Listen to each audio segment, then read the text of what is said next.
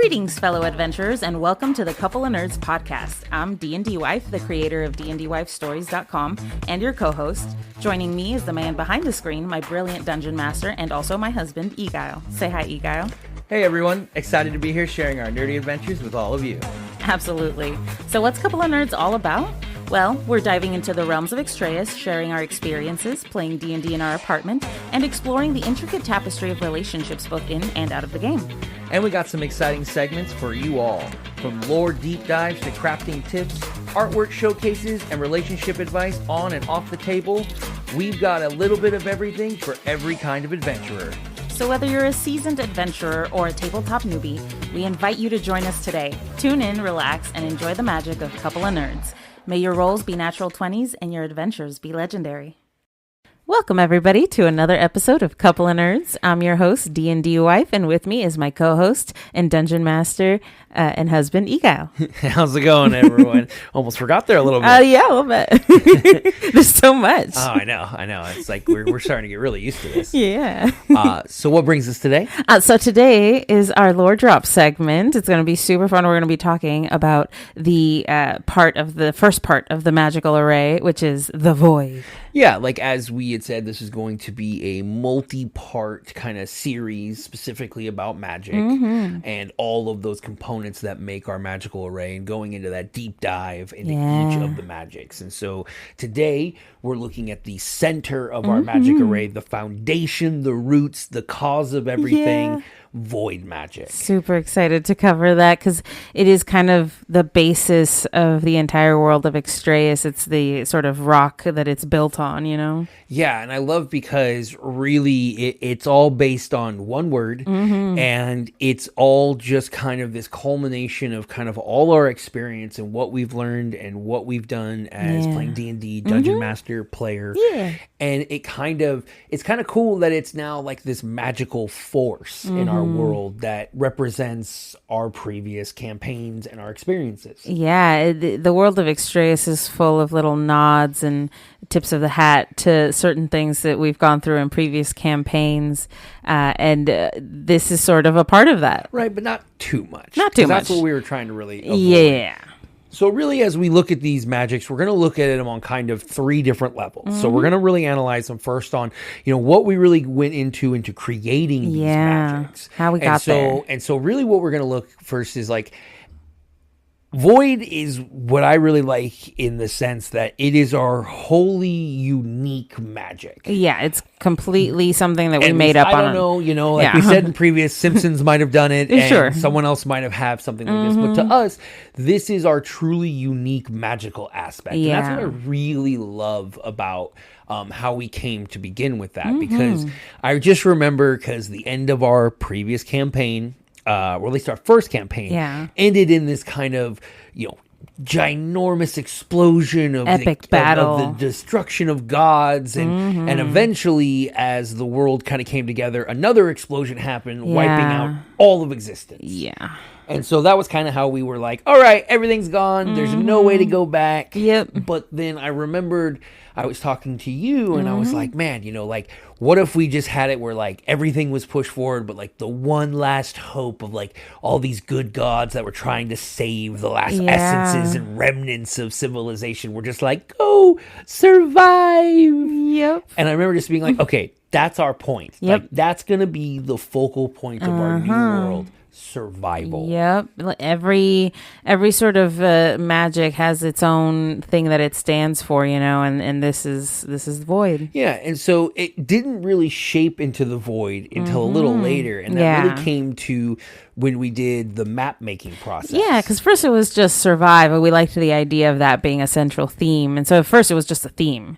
There was no magical array yet. I mean, and like we'll definitely have to do like a little side thing on how we made the map for Extrayus, because we used huge sheets of graph paper. It was amazing to generate this large scale map. It was great. And I remember once we had everything done, and once we kind of scaled everything out, and we realized just how large of a map we had just made. Yeah. And I remember talking to you and I being like, oh my goodness, our world we're water world. There's so much water in this world that, I mean, we're going to probably have to write a lot of this kind of water narrative, something.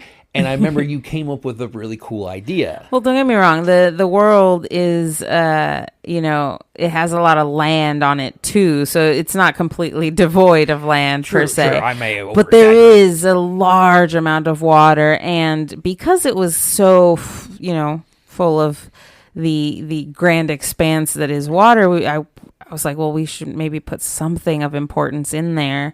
And that's where it sort of brought about this idea. Well, what if there was like maybe a whirlpool or some big catastrophic sort of phenomenon that occurs there? Like, I mean, there's been so many video games that use that dynamic too. Yeah. I just remember being like, oh, like we could just create like this big void space. And it was like void. And so it's like, oh, so then it was like, oh, cool, we'll just create this giant void in the middle of this ocean. And that was just the start that started to be evolving as we started building the lore. We started building more to where it's like, hey, what if this actually represents a larger entity in the world that represents kind of the fundamental magic of our world? And, in creating it, we were wondering how it would look to someone who is gazing upon a void of sort of nothingness. And the thing that we would eventually settle on is it's kind of like a black hole.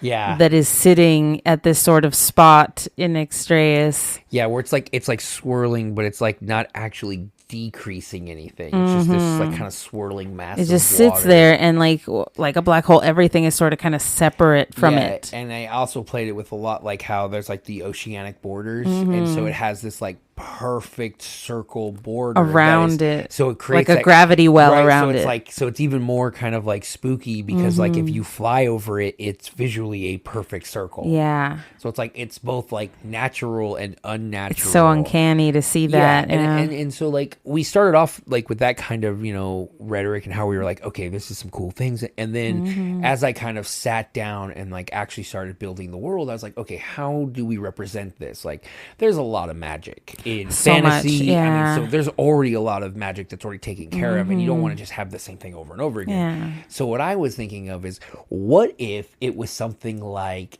evolutionary magic? Yeah, that's I really liked that concept. It's a bit unique. Some other people have done it, I suppose. Right, like I mean, there's obviously it's like Darwin, Yeah. but the idea being that like this is a magic that allows creatures to become the best, the that max they can potential, be. yeah. And that could be anything, especially in a world such as Extrayus. It has so many magical influences in it. So depending on the species, there are different effects that come across, so that even if two same people have similar void abilities, they may express themselves in totally different fashions depending on what species you are. Yeah, it doesn't always interact with each species in the same way.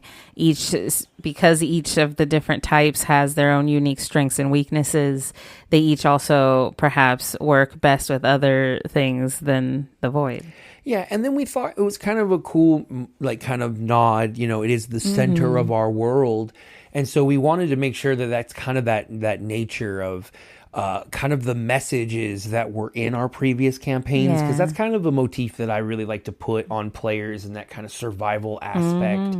And so, much like I kind of, I pointed to you the other day, like Critical Role kind of has a back and forth game with that, yeah, right? Like, second campaign, there were a couple nods to the first campaign. There wasn't any kind of direct tie-ins.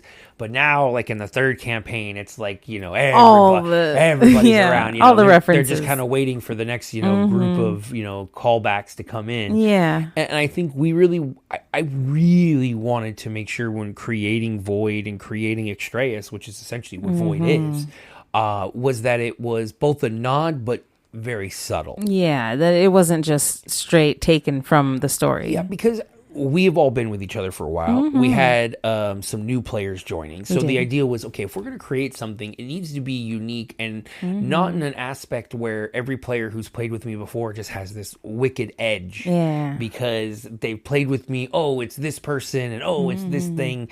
So that way, by having something represented like the void and the magic and basically the idea of that the void is just us becoming better players, learning, evolving. Increasingly becoming better. Right, becoming better better players, Yeah. and that's the representation in the game world. Yep, exactly. I thought that was a great spin on it. And, I think it really sort of highlights the importance of collaborating in terms of world building, because when we're bouncing ideas off each other, I think that sort of it does a couple of things.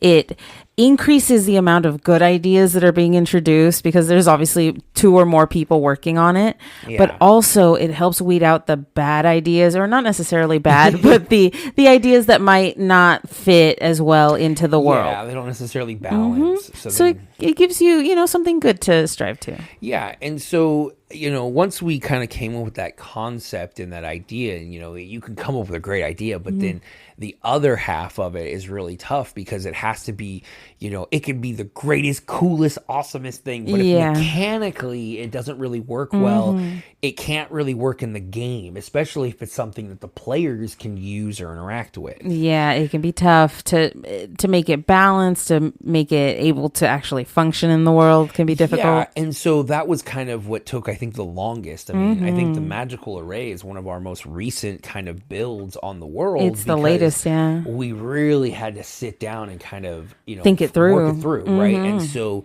when really understanding void magic, we first really look at how it interacts with the entirety of the array. And so in this case, it's the center. Yeah, it's not only is the void the center of the array, it's in the dead center of Extrayus, of the map of Extrayus. Yeah.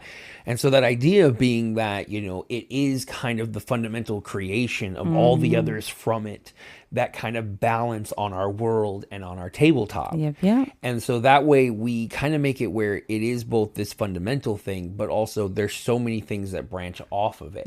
So it's, it's there, but it's also not to the point where it's the only thing of the world that matters. Yeah. It's actually an obscure sort of a thing right now, because it is a sort of black hole, but it's in the middle of the ocean, which a lot of the people of Extrayus don't really spend a lot of time on. Yeah, and especially if it can be linked to something that's just a natural phenomenon. They can just think, that's been there. Yeah. And so when looking at, at void magic itself, and as I explained, it's this kind of evolutionary magic. And so mechanically speaking, it is this kind of different form of magic in the fact that it doesn't necessarily give you kind of external abilities. It's not, it's not necessarily like the mutant X factor and it's going to change you to have Cyclops' X-ray, right. beam, or, and that kind of stuff. But it does heighten the person's internal strength. So say, you might have a lame arm or some other kind of disfigurement, a leg that might not be as strong as the other. This magic would completely cure that by making both of them as most powerful as they can be. Yeah. So like any atrophied muscles would be repaired instantly by the body. And not just repaired, but made as good and as strong as possible. Yeah, like right, as if they'd been training their whole like so essentially like if you wanted to put this in comparison to the real world, it'd be like if you just like went to a gym, you're like, I'll sign up for the void package, and then you all of a sudden come out ripped like Schwarzenegger in the 90s. Yeah. And you're just like, and it's like, yeah, I don't do anything, and I'm just born with it. It just happened. And so that's kind of how it represents. So the main part about it that I wanted to make it is that void magic is more, though we refer to as magic, is more for martial classes. A little bit, yeah. Right? So physical acuity isn't going to really do the wizard. If the wizard can leap a building, it's not really, I mean, it's cool, but it's not really going to give him anything. So it was also a way mechanically to allow for my non-magical players to also have these cool kind of feats of strength and ability and agility that they could summon at certain points, just like magicians can cast spells and all this other stuff. I wanted them to also have something that they could root and count on, and hopefully have an ability increase in that respect. Yeah, and I know that that's tough because Extrayus is really a world of magic, so with it being such a prevalent sort sort of theme of the world, it really gives the martial classes an ability to have their own unique thing just to call for themselves. Yeah, and that's mechanically, like you know, as you put it that way, mechanically that's also why it's one of those unique abilities in that it can't be dispelled. Like it's not, though we reference it as a magic, it's a type, and we refer to it, it's not something that can be just dispelled or anti-magic fielded away. It's something like almost innately in the person's DNA gets changed. Yeah, like it Their starts off form. It starts off as an external thing that happens sometimes, but it can also be an internal thing. It just depends on how, I guess, a person is introduced into the void. Right, and mechanically, we talk a lot about how it affects, like, obviously, player characters, NPCs, but it doesn't only just affect that. We make it go to even grander scales. Oh yeah. It's so much bigger than just individuals getting this. Which has been thrown already in the campaign, which we'll save for the Traveler Chronicles. There are various individuals that have come into contact and have, gotten certain things. But there's also points or fracture points in the world that the void is sort of seeping through. And they're the sort of bigger aspect right now. Yeah, and that's the thing too, is like the idea of like this, evolution's great. Yeah, but I mean, the way I also wanted to look at it as it's also bad in a sense of too much forced evolution, right? If you've ever seen like Akira or something like that, right? Yeah, it that's can be that tough. fear, right? You're going to get this giant blob of mass that's essentially evolved into this creature that just... Too quick, yeah. So there is this kind of balancing point of, that's really cool, but it's too much. Yeah. So it has to kind of be regulated on the planet as well. So, because... From my DM style, I'm very big on this idea of risk reward, and everything comes at a price, and that nothing is just this free lunch. Yeah. And so I like to make sure that almost all my mechanics have a very much cost reward system, so that there is this understanding of, I can get a lot of power, but at the same time, doing too much is going to throw that balance off. It could, while it is a very strong and potent ability or, type of power, it has its limits, and the limits are really the person. A person really has to push themselves to break those limits or move past those limits. And you can eventually with time, but it's not like an immediate thing. Yeah. And then also there are underlying mechanics that cause people to not necessarily be able to interact with the void. So obviously, a entity or this kind of creation that is so focused on evolution, if it happens to be something or creature, entity, person that is incapable of evolution themselves. So if you remember from a previous lore drop talking about the elves and their clones, see, their clones wouldn't be able to interact with the void because they couldn't grow. They can't grow. They can't evolve. So that becomes another issue of how does it interact mechanically with the species of Extrayus, because not all species of Extrayus can interact with the void itself. So species like the Elm, you can't really improve on fire. It's fire. It's fire. It's the greatest it can be. Yeah. The Scalekin, they're different because they are not of the planet. They weren't born necessarily. So, and they have their own internal evolution system, not this external one that represents some of the other races. So it kind of shows that there are a lot of different factors to this very unique magic in the world. And I really wanted to make it that very unique kind of thing because it's our magic. Yeah. And so that's really kind of where it goes. But because it's our magic, there's not a lot of history to our magic. No, people love to hear mythology or what's what the history of a magic is. Well, Extrayus is kind of brand new, even in a developmental sort of sense.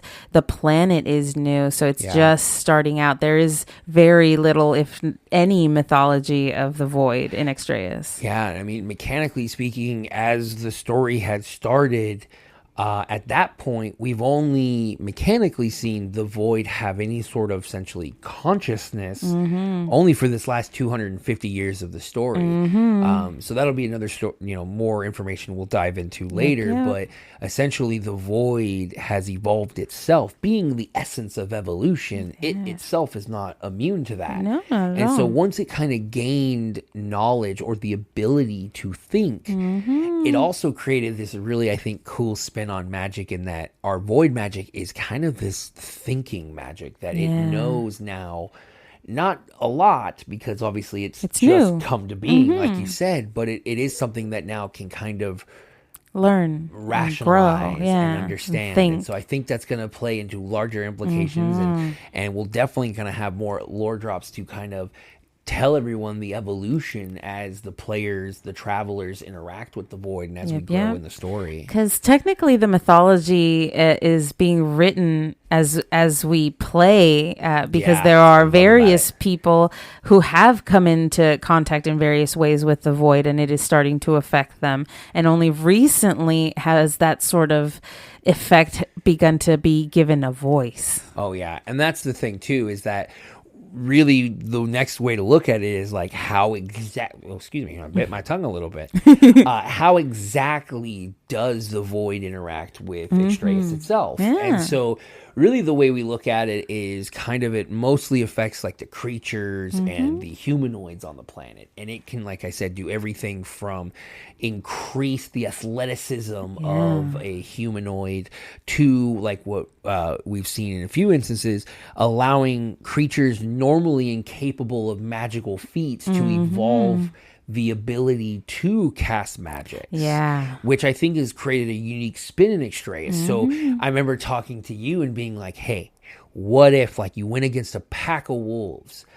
In reality, it's only two wolves casting mirror image. Right. Oh. And because they're casting mirror image, they're all getting pack tactics because they think they're in a group. And so now it's this whole new evolution of, okay, well, they're wolves. What worse can happen? Oh, well, this wolf can hypnotize. Oh, no. And right, because it evolved an ability to kind of capture its prey easier. So that way it's able to, hunt more efficiently. So it makes it where now the most mundane creatures that most, especially expert players or players who have played a lot, they are so used to the smaller creatures being meh, it's whatever, it's some gnolls, it's whatever. But now if there's always the chance for these random evolutions that can change the creature significantly to be more lethal or more defensive and that kind of thing. Yeah, and it doesn't just, like we've been saying, it doesn't just affect people in the world, it affects creatures too. I know you guys had a few run-ins with a few already, and I love every moment of it. Yeah, and the big question is, if it can affect like animals, can it affect plant life? Yeah, and which we've seen, at least in the story, as we'll hopefully reveal down the road, very much so that depending on what influences that those plants or various wildlife might have, it does see changes in that there are, from basically where fracture points are, there are usually very wild and crazy. I guess the easiest way I would look at like Jumanji style plants, right? These extreme crazy growth, strong creature plants that are out of nowhere that eat men and stuff like that. So it also becomes where it's like, oh, these are these places we need to kind of seal, but getting there is just going to be the worst ever. Yeah, it'll be tough. And so, we got to strap in for that. So can you tell us a little bit about how the void affects creatures? Yeah, I think this is kind of what I kind of refer to as kind of our legacies, because any class, most races can become part of this, but there are three distinguishing factors of how the void affects individual creatures and players in the world of Extrayus. And so there is the voidborn, and so that is a creature that either was birthed from a void touched or void created. And so first for voidborn, obviously pretty self-explanatory. They are birthed basically starting out as pure from the void. They typically are birthed differently from others of their species. They might actually exhibit traits that have never been seen before, different colorations, unique adaptations. They tend to be more adaptable. Because anytime, obviously, you start at a young age, you're always going to be a bit stronger, a bit more developed. It's a little more ingrained and easier to deal with when you're born with it versus when you get it later. Yeah, and so then on the opposite side, you have kind of the weakest of the influences in that you have the void touched.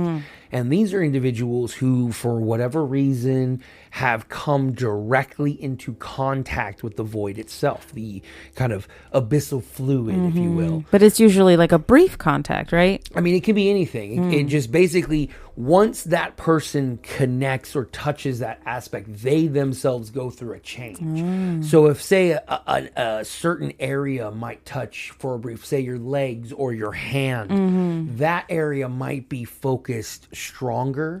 So say someone who falls in and their like legs or, you know, their arms or something falls in, they may have now incredible running speed or they're now incredibly strong of the upper body. In that arm, But because they're touched, it's still only a percentage of what the void is capable of. And it doesn't affect their entire body. It is just the part that, you know, was affected. Exactly. And then there is the void created. Now that is something entirely different in that is something where the entity or the whatever is the creation directly is almost remade by the void itself. So they have completely either been submersed or completely broken down and recreated by the void itself. Now, this is the most mysterious, as there aren't very many of these kind of creatures in the world. And so that really changes a lot of how kind of they interact with the world, because they are this unique creature in that they're one of those ones where, you know, they could have a previous life. They could have been a different class. But the void created is completely different once they come out of that process. Wow, okay. But it is a very, very difficult process, difficult roles, meaning difficult that to survive. If not absolutely perfect specimen would just be basically turned into biomass because it's just not compatible with that much evolution. And then just reintegrated. You essentially would have to be a conduit for perfect evolution, which is very rare even in fantasy games. So that is something where, you know, that's the one we know least about. Yeah, and then as it's expressed in the world is that when they channel these kind of energies, depending on what the physical feature is, that is where you kind of see the expression of the void. And the way I kind of look at it is like these kind of lightning spider lines that kind of cross over veins. Like veins of energy that kind of pass over as their kind of strength is given to them. And so, you know, if they're using, you know, super speed, their legs might glow for a moment in a certain color as they're able to access that power. But excessive use, continual use, because it isn't a magic, it is more of a physical ability. It drains that person's body. And so it can be anything from your lifespan can be depleted because obviously you're kind of pumping your cells as hard as they can early in life. Kind of wasting all the growth. You're using everything you can. Using all your growth now from the future. And so over usage, you'll see your character kind of be taking points of exhaustion and becoming deeper in that because now you're not able to kind of recover at all. Gotcha. Okay. That's a little terrifying. And I mean, you've had a few experiences now in the campaign as a player, kind of directly interacting with Void and learning some of the kind of other kind of secrets of some of the other players and kind of seeing that as something that we thought was a little more rare ended up becoming a little more fruitful because this was all kind of done at character creation. We collaborated on our characters, but we also kept a lot of things to ourselves at times. And it's created this really interesting thing where a lot of the people who are in the party do have some sort of connection or other to the void. So it's becoming an interesting thing to contend with. And we're all trying to kind of figure it out because, as I've said, we don't have a mythology for the void yet. There is no knowledge of what is happening. So those who are experiencing it in our party aren't necessarily aware that it's happening or know what it even is, even if they are aware that it's occurring.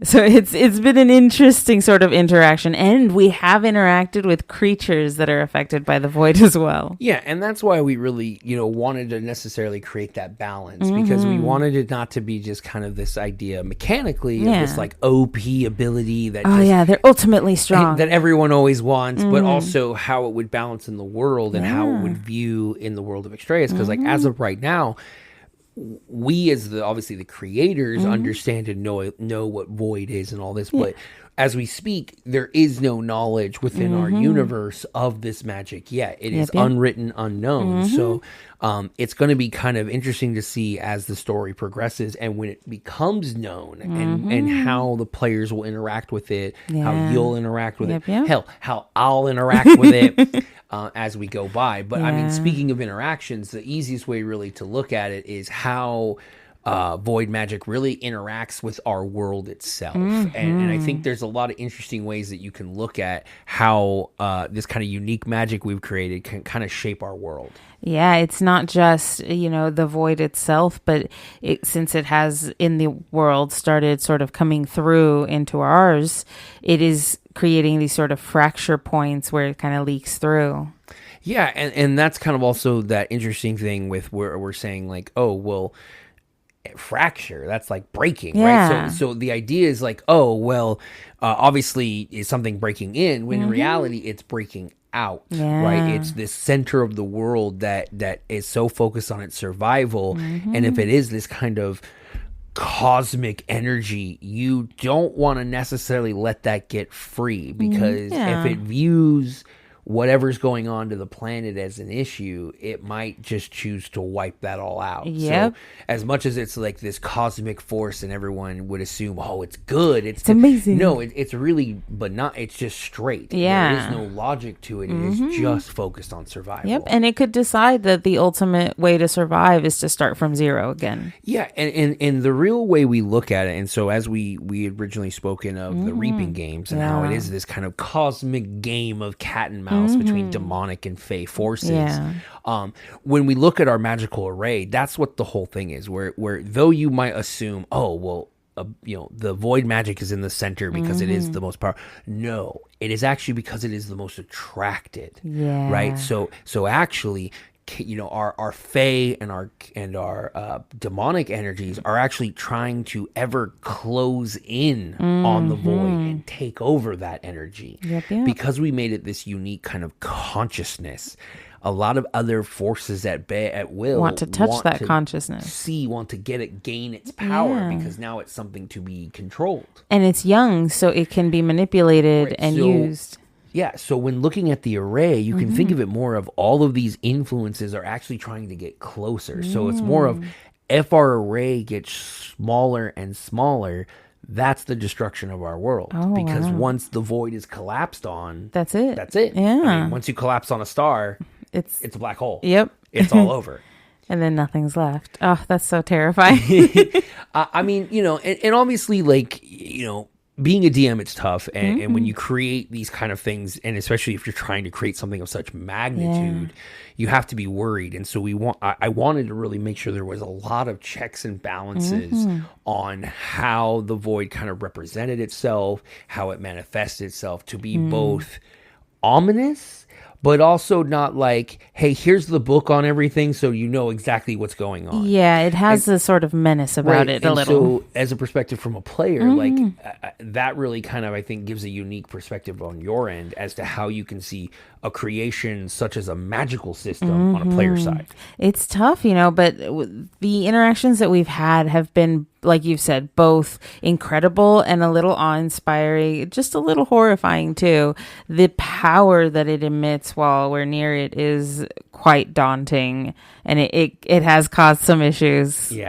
Not to go into too much detail. Right, and I think this is the unique one out of all of our magics, besides, as we go into later, psionics, which is another one of the early kind of baby magics of kind of our world creation. But also, it's one of these kind of cool ones in that we're going to be waiting and we're going to be giving updates as we go, because Void is just getting started. It has tons of growth and tons of evolution itself.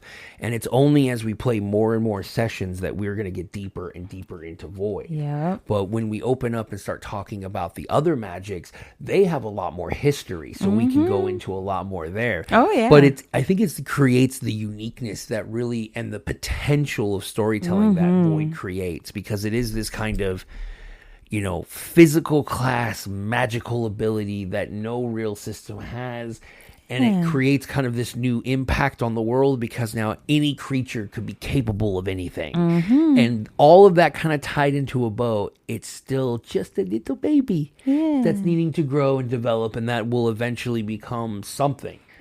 But out of all of our magics, it's the one we don't know. Yeah, but I'm really excited to sort of collaborate and keep building it. And I think that's the fun part of it all, right? It's going to be great because we're going to see it come to fruition. We're going to sort of build it as we go. Yeah, and that's why, especially when we did this series on our magic, we wanted to start with the Void, because really it is the earliest. Yeah. It is the one that started it all. It's the basis, but also it's the one that still needs some time to develop. Yeah. And so, like, at what just started off as just kind of some banter between you and I, and ways to kind of, like, fill make in some the map space and also kind of give, like, the huzzah to our previous campaigns, grew into this, like, magnanimous center of magical kind of power that is the core of our world. Yeah. And so I think that's just, like you were saying, shows that collaboration, where it's just simply you and me bantering back and forth, created now what is something that is going to probably be a significant part of the world as it grows and the lore continues. So, I mean, I really only can be excited to see, as we give updates and more lore drops on Void magic specifically, as we learn and we share it with everyone out there. Yeah, and this was great, being able to talk about not just what the Void is, but how it works, how it interacts with our world, and how it interacts with us as the players. Yeah. And so we really thank you all. I know, obviously, these lore drops are going to be a little longer, because we really want to give a little bit more information so that people can really understand exactly the love we put into Extrayus, and also get a better understanding so that they can kind of see how the world works and functions. So when you follow our stories and you listen to Traveler's Chronicles, you'll have a better understanding of what goes on. Yeah, what's happening in the world. Certain things. But obviously, this is only just the start of really digging into our magical array. Yeah. And so our next chapter in this deep dive series is going to be our cosmic magic. Yep. The sort of next tier in our magical array, or at least the first part of the tier. And whereas Void focuses on evolution, cosmic focuses on creation. Yep, which is a little different. And so obviously, if you want to learn more about the world of Extrayus, or more about us, a couple of nerds, please subscribe and join our community on YouTube at Couple of Nerds Productions, as well as please join our Discord, where you'll get early access to videos. You can join in on spontaneous D&D sessions in our chats. All these things and more if you join the Couple of Nerds Discord. Yep, thank you so much. And if you really appreciated the lore drop today and any other episodes, feel free to drop a comment below, like, and subscribe as well. Thank you so much, guys, and have yourselves a good night. Have a good one. And that concludes today's journey through the realm of Couple of Nerds. We hope you had a blast exploring the intricate world of Extrayus. Don't miss out on the visual extravaganza over at our YouTube page at Couple of Nerds Podcast. It's where the magic comes to life with exclusive video segments, art previews, and a peek behind the curtain. Dive deeper into our adventures by visiting DnDWifeStories.com, your haven for all our podcast transcripts and a treasure trove of content dedicated to the captivating universe of Extrayus. Your unwavering support is our greatest treasure. Take a moment to weave your thoughts into a review and hit that subscribe button for an enchanting journey with Couple of Nerds. Join us beyond the podcast in the Extrayus Project Discord. Connect with us, the creators, and even the travelers themselves. Witness the magic unfold in live drawing streams, game alongside us, and step into our digital tavern, the Bard's Haven. Share your stories and characters with fellow adventurers. Visit DnDWifeStories.com for the link to join our vibrant community. Stay tuned for more tales, more laughs, and more insight into the world of tabletop gaming. Until then, may your dice be kind, your campaigns epic, and your adventures legendary.